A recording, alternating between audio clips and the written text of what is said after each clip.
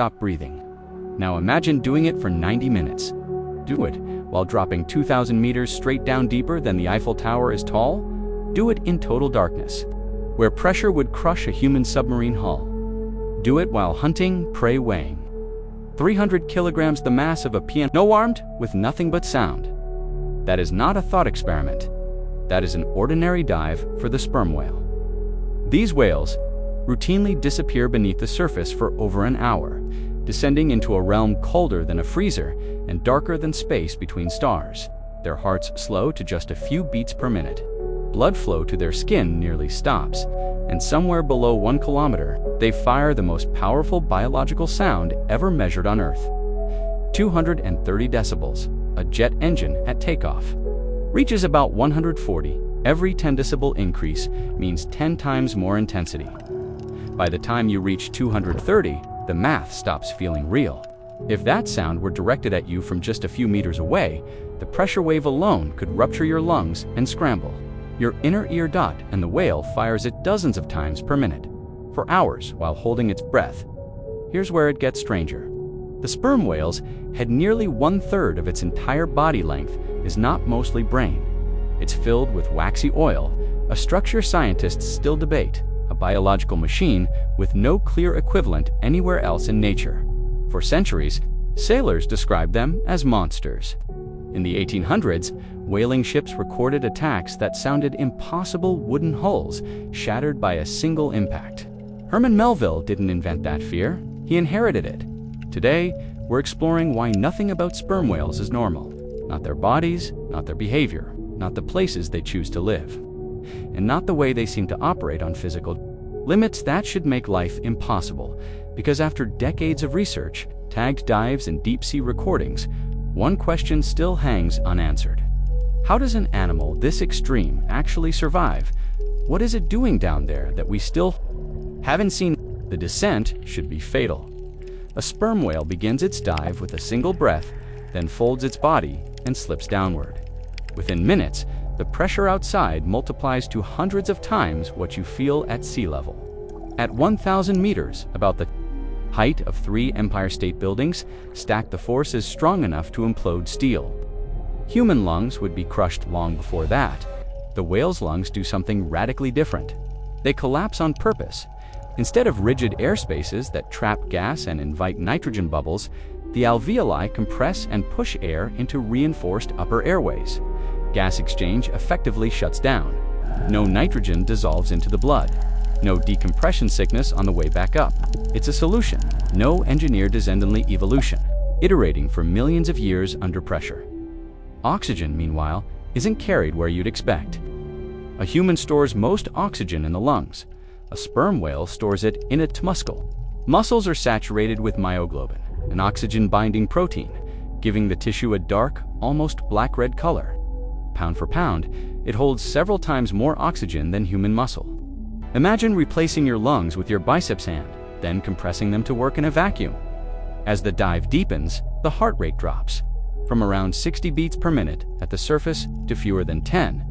Blood flow to the skin, gut, and extremities nearly stops. The brain and heart get priority.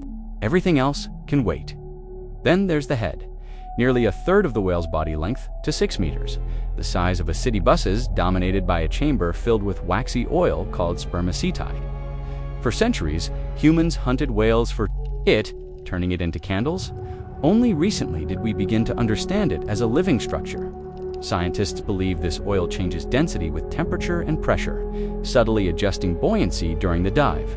Others argue it's an acoustic lens, focusing sound into an impossibly powerful beam. The truth may be both, or something we haven't fully grasped yet. Here's where it gets strange. Despite weighing up to 45 metric tons roughly, 7 African elephants, the whale moves with control in a realm where light vanishes within the first few hundred meters. No vision, no landmarks, just sound and pressure and instinct. Every dive pushes mammalian physiology past what textbooks say is survivable. And yet calves learn to do this within a few years of birth, following their mothers into darkness. Deeper than any human has ever freely dived. The body explains how they survive the descent, but it says nothing about why they go so deep or what. It happens when they arrive. because down there, something is listening back. The first thing they noticed was the sound. In 2019, a team of marine biologists drifted in open water off the coast of Dominica, preparing to tag a pod of sperm whale. The sea was calm. The whales were somewhere below. Then the clicking started, not through the air, but through their bodies. It felt less like hearing and more like being tapped from the inside. Each click was a sharp, metallic pulse, spaced with mechanical precision. Hydrophones confirmed what their bones already felt. The whales were close, and not just vocalizing into the void. They were aiming. Sperm whales don't broadcast sound randomly. Their clicks are directional, focused into a narrow acoustic beam. As the researchers floated at the surface, that beam swept across them like a searchlight. When it passed through a diver's chest, it vibrated tethribs. When it crossed the skull, it buzzed behind the eyes. For a moment, the scientists stopped. Moving. Think about that. You're not observing the animal anymore. You're the object being examined.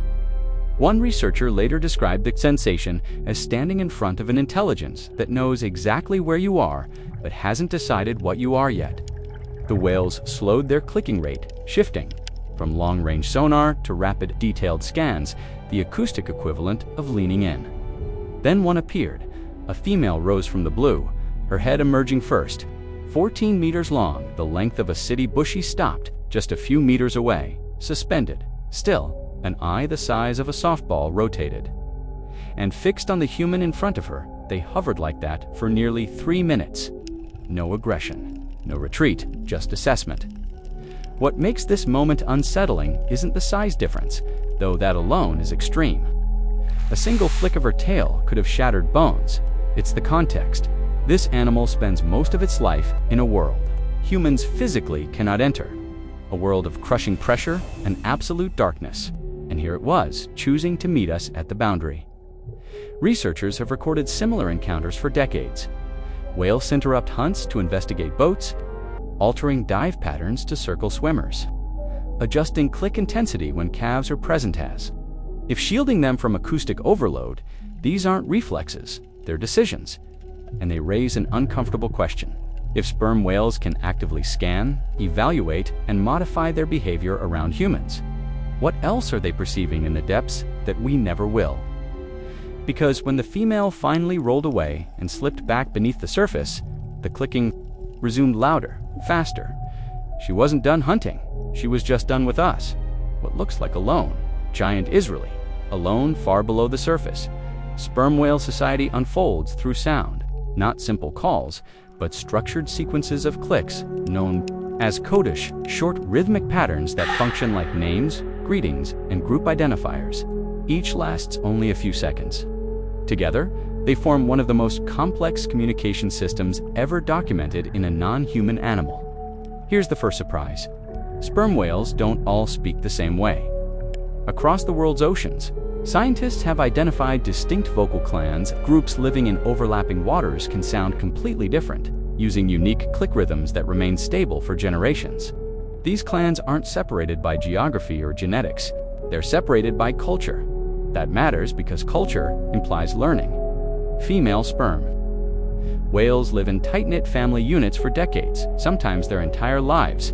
Grandmothers, mothers, aunts, calves, males leave these groups during adolescence, but females stay, raising young cooperatively. Calves nurse for years, not months, and remain dependent long after they're physically capable of diving deep. Imagine learning how to survive an environment where a mistake means death, no air, no light, pressure that can crush bone. That knowledge isn't instinct alone, it's passed down. When a calf dives for the first time beyond a few hundred meters, it doesn't do it alone. Adults place the descent, they adjust clicking rates, they wait. If a calf struggles, the tendons shorten. The group adapts. This is not just care, it's coordination. Sometimes, entire family units stop diving altogether. They hang vertically in the water column, heads up, tails down, motionless. Scientists believe they're sleeping half, their brains resting at a time, like dolphins, a drifting forest of giants, suspended in the dark. But the most unexpected behavior happens during hunts. Instead of competing, sperm whales often dive in loose formation, spacing themselves to avoid acoustic interference. Each whale listens not only for prey echoes, but for the clicks of others. It's a distributed sensing network, kilometers wide, sharing information through sound. Here's where it gets strange. Some codas are exchanged only after successful dives. Others appear during reunions at the surface. The same pattern used by a group today has been recorded in that clan decades earlier. Cultural continuities measured not in years, but in generations. Then many human languages have survived unchanged. And yet, despite all this social complexity, we still don't know what most of these signals mean. We can count the clicks, we can map the rhythms, but we don't know the content, which leads to an unsettling realization. If sperm whales have culture, coordination, and communication systems adapted to a world we cannot enter, then much of their social life is happening beyond our sensory limits. And the deepest part of that life begins when the clicks change and the hunt truly starts. The click is fired, not a metaphorical click, not a sound you hear, a pressure wave released from the head of a sperm whale with measured source levels reaching 230 decibels. Put that number in human terms. A jet engine at takeoff is about 140 decibels. Pain begins around 120. Every increase of 10 decibels means 10 times more acoustic intensity. Do the math. That makes a sperm whale's click tens of thousands of times more intense than a jet engine. This isn't just the loudest biological sound on Earth. It's one of the most powerful sounds of any kind, produced by a living system. If you were 3 meters away and it was aimed directly at you, the pressure wave could rupture lung tissue, disorient your brain, and damage organs without ever touching you. This is the holy shit moment, because the whale doesn't fire this once. It fires it repeatedly, dozens of times per minute. For hours, while holding its breath, while descending through darkness so complete that vision is meaningless. And it uses this sound to hunt animals we rarely see alive: giant squid, colossal squid, prey weighing hundreds of kilograms, the mass of a motorcycle living more than a mile beneath the surface. When the click hits them, it doesn't just echo. It may stun, it may disorient. Some researchers suspect it interferes with the squid's nervous system, overwhelming sensory organs in an instant.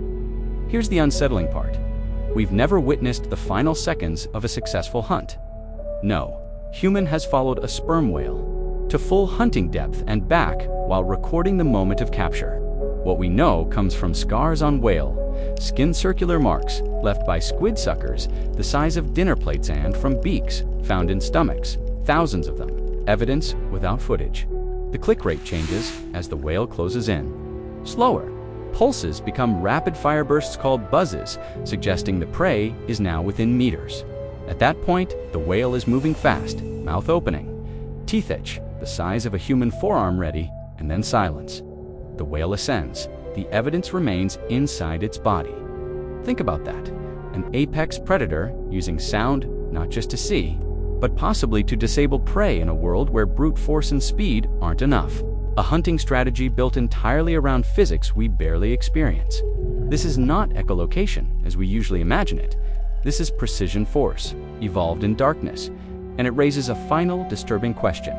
If this is what we can measure from the surface, what else is happening down there that our instruments still can't survive long enough to record?